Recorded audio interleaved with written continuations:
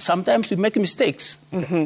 Bila shaka, Profesa Odote, manake ulikuwa katika jopo kazi hili wakati ambapo mlikaa na kupendekeza kwamba kujumuishwe hizi hazina zote za ufadhili, iwe ni HELB, iwe ni ile hazina ya TVET na nyinginezo, kusawazisha elimu bora kwa wote.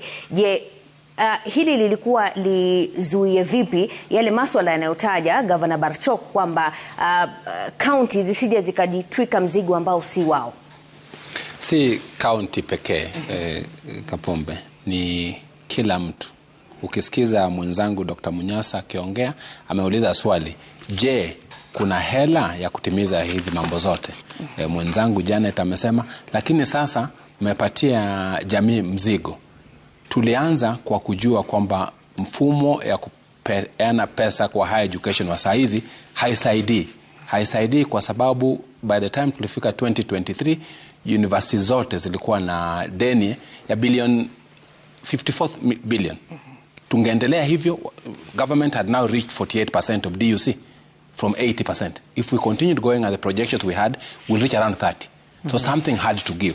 So I think the one thing we must accept is that what we had before was not working.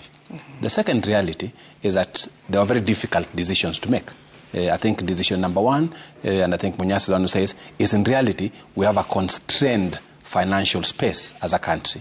Yet higher education is expensive. For the last, I think, around 20 years, we've been lying to ourselves, saying, oh yes, this is the amount it pays. If you ask, everybody has been paying 16,000 shillings for university education. Yet in high school, everybody in high school pays on average 30 to 50,000. So it cannot be that when you reach university, you are saying university is cheaper. That simply wasn't going to work. So the debate was, how do you deal with it in a manner that is sustainable? And like what Janet says about 50%, the actual reality that goes to the household is 7%. If you look at what the households are paying, there's no household that's being asked to pay more than 7%. Even the less needy, that is, and myself is. You know, a loan is not free. I will come to the loan. Prof, I'll come to the loan. Prof, even though the loan, yes, you get it based on availability of resources and how you're able to make your case at HELB. Yes, but you see, you'd rather that you make a proposal that makes sense than one that is good from far, but far from good.